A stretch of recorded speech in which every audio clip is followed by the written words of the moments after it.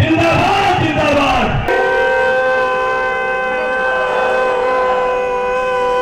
मैं अपने ब्राह्मण समाज का बहुत सम्मान करता हूँ जिन्होंने संघ के नाम से हमारे मुख्यमंत्री का स्वागत किया।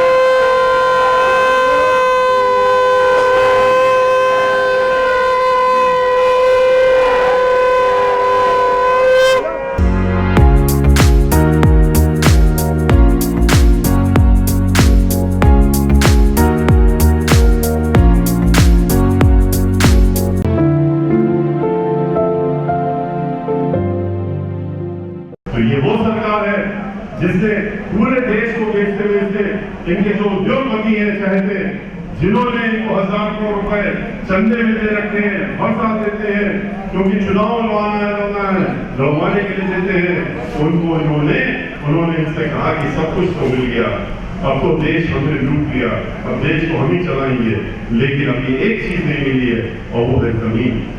और जमीन कैसे मिले? तो उन्होंने कहा किसानों की जमीन हमको दिला दो, और इसीलिए ये 3 कानून लाए गए। ये किसान बेवजह सड़कों पे नहीं है, ये बेवजह पार्लियामेंट को नहीं घेर रहे हैं, हम लोग भी बेवजह रोज वहां पार्लियामेंट में धरना प्रदर्शन नहीं कर रहे हैं।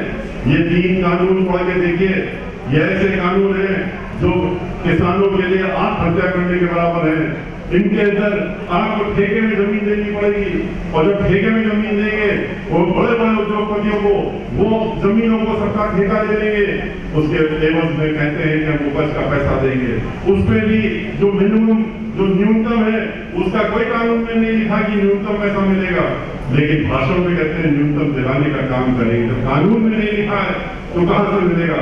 लेकिन उसके बाद 1 साल देंगे पैसा, 2 साल देंगे, तीसरे साल से क्या होगा?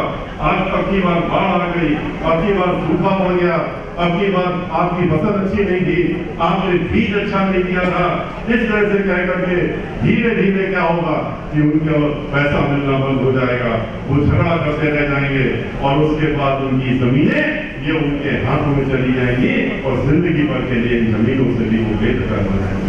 ये नियत है कि इनका असली चेहरा पहचानिए, चेहरे के पीछे जो मुखौटा है आगे कुछ और है, और मुखौटे के पीछे चेहरा है वो कुछ और है। इनकी सोच तो खाली उद्योगपतियों के साथ में मिली हुई है, और इसीलिए सारी नीति होती है। और वोट लेना होता है तो आपसे झूठे वादे के साथ साथ में ब्राह्मण समाज को खास तौर से भटकाने के लिए धर्म के नाम पे वोट मांगने लगते हैं। कहते हैं रामलला के नाम पे वोट दे दो, अरे हम ही तो रामलला के ठेकेदार हैं और हम मंदिर बनवाने का काम कर रहे हैं। लेकिन अब तो वो चेहरा भी सामने आ गया, अब तो वो मुखौटा भी हमने उठाड़ दिया इनका। हम 23 तारीख को अयोध्या गए थे, अयोध्या जब गए हम तो हमें बाद में समझ में आया कि हमको क्यों रोक रहे थे ये, और क्यों मीडिया से कह रहे थे इससे सवाल पूछो कि ये अयोध्या क्यों आए हैं, अयोध्या से क्यों अपना कार्यक्रम शुरू कर रहे हैं, इनका अयोध्या से क्या लेना देना, ये सवाल पूछेगा मुझसे। और वो तो बाद में पता लगा कि क्यों पूछे जा रहे थे, क्योंकि धर्म के नाम पे वोट लेते हैं, धर्म के नाम पे नोट लेते हैं, और उसके बाद आपको चोट पहुंचाते हैं और कहते हैं कि हमको धर्म के ठेकेदार हैं। वहां पर जब गए तब पता लगा कि 93 से लेके पूरा देश जानता, पूरी दुनिया जानती है कि 93 से लेके आज तक इन्होंने 1-2 हजार करोड़ नहीं, लाखों करोड़ रुपए इकट्ठा किए राम मंदिर के नाम पे, पूरे देश से, विदेशों से भी, डॉलर में भी इकट्ठा किए। वो रुपया कहां गया? अगर वो रुपया आपके पास है तो आप मंदिर बनाने में क्यों नहीं इस्तेमाल करते हैं? आप दोबारा से जब माननीय सर्वोच्च न्यायालय का निर्णय आया तो निर्णय आने के बाद आपने कुछ नहीं किया, सर्वोच्च न्यायालय ने निर्णय दिया, और निर्णय देने के बाद आपने क्या किया? उसके बाद फिर से 1.5 साल हो गया, साल भर पहले आप वहां पर गए थे और जाकर के भूमि पूजन का एक नाटक सा हुआ कि भूमि पूजन कर रहे हैं। कौन सी भूमि पूजन हुई थी? दोबारा से आप लोग उठा करके देखिए पुरानी तस्वीरें और वीडियो में, भूमि पूजन की नहीं हुई थी। एक साल भर पहले 5 अगस्त को जिस समय देश के सारे पंडितों ने कहा था, इनको सुझाव दिया था कि आज का दिन अच्छा नहीं है, अब या तो ये 10 दिन पहले करना चाहिए था, और या तो 3 महीने इंतजार करो, उसके बाद करो, तभी शुभ मुहूर्त होगा। लेकिन नहीं, वो तो तारीख मुहूर्त की ये लोग तय करते हैं। पर बाद में पता लगा कि भूमि पूजन तो हुआ ही नहीं, वहां तो सिर्फ ईंट पूजन हुआ, 5 ईंटों का पूजन हुआ, और वो ईंट कहाँ गए उठा करके उसके बाद वो किसी को नहीं मालूम, क्योंकि ईंट पूजन किस लिए किया गया था ये भी नहीं समझ में आता। ईंट पूजन क्या आप व्यू के लिए कर रहे थे, कहाँ के लिए कर रहे थे? अभी तो अयोध्या में जब हम गए देखा हमने, वहां तो जमीन खोदना छूट रही है, अभी तो वहां शुरुआत भी नहीं हुई है। न्यू तो जमीन के ऊपर आने की बात तो बहुत सालों बाद आई, जब आएगी तब आएगी, अभी तो वहां न्यू डालने का काम भी नहीं हुआ है। और 10,000 करोड़ रुपए आपने ईंट पूजन के बाद फिर से कमा लिए, फिर से पूरे देश में छोला लेकर के हर घर में भेज दिया लोगों को, और कहा कि जाओ हमें रुपया दे दो, हमें दान चाहिए, किसके लिए चाहिए? हमें रामलला के लिए चाहिए। और क्यों? क्योंकि उनका मंदिर बनाना है। कितनी बार उनको उनके नाम से पैसा इकट्ठा करोगे, और कहां ले जा रहे हैं इस पैसे को? क्यों नहीं बता देते कि हमारे पास ये पैसा हम अपनी पार्टी के लिए इस्तेमाल करते हैं, अपनी संस्थाओं के लिए इस्तेमाल करते हैं? देश के सामने एक बार कह दें, कुछ देशवासी ऐसे हैं कि मान लें चलो कोई बात नहीं, आपने गलत जगह इस्तेमाल कर लिया, रुपया हमने आपको दे दिया था, लेकिन मान तो लो कि ये राम मंदिर के लिए नहीं इस्तेमाल कर रहे हैं। अयोध्या में जाकर के देखिए, अयोध्या में कोई काम नहीं हुआ। 20,000 करोड़ के ऊपर हम लोग सुनते रहते हैं, आए दिन बड़े बड़े अखबार में निकलते हैं इश्तहार कि अयोध्या में ये काम हो गया, और कभी कुछ कार्यक्रम होता है, कभी कुछ होता है, जहां कोई नेता लोग जाते हैं तो 2.5 करोड़ रुपए खर्च हो जाते हैं खाली उनको आने जाने और सजाने में, वहां के दिखाने के लिए। लेकिन काम क्या हुआ? सड़कों का हाल बेहाल, शहर का हाल बेहाल। रामलला जहां पर है वो अभी आदमी वही बैठे हुए हैं, उनके लिए मंदिर का नाम पे पैसा इकट्ठा हो गया, वोट ले लिए, एक बार नहीं अनेकों बार ले लिए, अब कब तक लेते होंगे? और जब हम गए तो हमसे कहते हैं आप क्यों गए यहाँ पर? क्या आप ठेकेदार हैं? क्या आपने ठेका ले रखा? क्या हमारा अधिकार नहीं है हम दर्शन करें? हम तो ब्राह्मण समाज में हम भी चलते हैं, ये लोग तो ब्राह्मण समाज को किनारे कर रहे हैं, हम तो ब्राह्मण समाज में हैं जहाँ हमें संस्कार डाल दिए जाते हैं बचपन से, हर ब्राह्मण के अंदर संस्कार डाला जाता है, और जैन होते होते तो हम लोगों के इतने संस्कार होते हैं, 7वां संस्कार होता है, और संस्कार डाल करके ये सारी स्तुतियां सिखा दी जाती हैं, रटा दी जाती हैं। भगवान श्री राम हो, श्री हनुमान जी हो, देवी माँ हो, शिव जी हो, सबकी याद करा दी जाती है, और कहा जाता है गायत्री मंत्र को तभी दिया जाता है जब जरूर होता है, लेकिन बाकी चीजें तो दिखाई नहीं। और हम लोग घर से निकलने के पहले वर्जित हैं, जब तक आप स्नान करके पूजा न करिए घर से बाहर नहीं निकल सकते। तो हमको ये रोक रहे हैं कि आप राम के दर्शन क्यों कर रहे हैं? ये इसलिए रोक रहे थे क्योंकि इनकी असलियत सामने आने वाली। आप कभी सोचिए तो, ये खाली राम का नाम लेते हैं, ये सीता का नाम नहीं लेते। हम लोग बचपन से सीता राम करते थे, सिया राम करते थे, ये लेकिन खाली नाम कहते हैं, सीता जी को भूल गए। सीता जी के लिए कहीं नहीं है, और सीता जी का नाम लेना शुरू करें तो इनके लिए परेशानी भी है।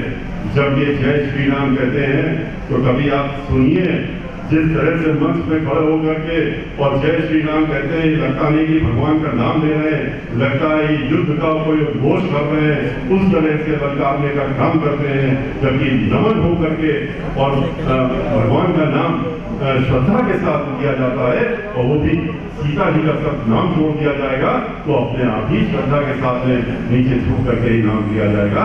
इसलिए सीता का नाम नहीं लेते हैं। सीता जी जहाँ बिठूर में गई थी, कभी वहां नहीं जाते झांक में, वहां पर वाल्मीकि आश्रम है जहां पर सीता जी मां सीता रही थी, लव कुछ रहे थे, वहां नहीं जाते। लेकिन जब बहुजन समाज पार्टी की सरकार थी 2007 में, तो हम लोगों ने वहां पर बिठूर जाकर के, चाहे वाल्मीकि जी का आश्रम हो और चाहे सीता रसोई हो, और पूरे बिठूर का समग्र विकास किया था। हम लोगों ने इनकी तरह ढोंग करने का काम नहीं, कि वोट के लिए दिखावे का काम नहीं करते हैं। वृंदावन में जाकर के देखिए, वृंदावन यहाँ से बहुत दूर नहीं है। वृंदावन में हम लोगों ने अपनी सरकार में 550 करोड़ रुपए लगा करके समग्र विकास करने का काम किया था। और समग्र विकास में आपको हर चीज दिखेगी, चाहे वो पूरा परिक्रमा हो, वृंदावन की परिक्रमा हो, गोवर्धन की परिक्रमा हो, पक्की सड़क हो, कच्ची सड़क हो, मिट्टी की सड़क हो, और चाहे वहां पूरे वृंदावन में जो सीवर लाइन नहीं थी, इतना अफसोस हुआ था जान करके हमें कि वृंदावन ऐसी शहर में सीवर की लाइन नहीं है, पानी की व्यवस्था नहीं है, वो सब करवाने का काम हो। 100 शैया का हॉस्पिटल बनवाया हम लोगों ने, क्योंकि वहां पर बुजुर्ग आते हैं, महिलाएं आती हैं, बीमार हो जाते हैं, उनके लिए कोई इलाज की जगह नहीं होती थी। हम लोगों ने विधवा आश्रम बनवाया वहां पर, वहां बिजली चली जाती थी हर 2 घंटे में, बिजली घर बनवाने का काम किया। बस अड्डा नहीं था, लोगों को बहुत दूर से आना पड़ता था, बस अड्डा बनवाने का काम किया। हम लोगों ने वहां पर समग्र विकास करने का काम किया, इनकी तरह दिखाने का काम नहीं किया। और आज भी अगर वृंदावन जाए तो वहां पर आपको यही दिखेगा कि रख रखाव ये ठीक से नहीं कर रहे हैं, लेकिन जो काम हम लोगों ने किया था, हम लोग ऐसा काम नहीं करते कि आज सड़क बनी और कल गड्ढे हो गए। हम लोगों ने जो काम किया था वो फिर 50 वर्षों तक वैसे ही चलता है। इस तरह का काम हम लोगों ने अपनी सरकार में करने का काम किया था। अयोध्या में सरयू नदी में जो वहां पर घाट बने हुए हैं, वो घाट भवन करवाने का काम किया था।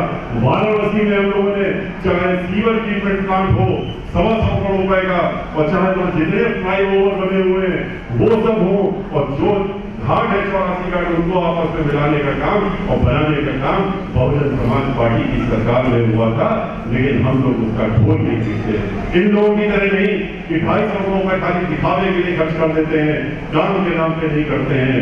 इसलिए इनका असली चेहरा पहचानी है। तभी हम कह रहे हैं कि धर्म के नाम पे जो ये अधर्म कर रहे हैं, इनको उस अधर्म से रोकने का काम करिए, और इनको सही रास्ता दिखाने के लिए इनको सत्ता से बाहर करने का काम करना के दायित्व अब पूरे समूचे उत्तर प्रदेश के ब्राह्मण समाज का हो गया है।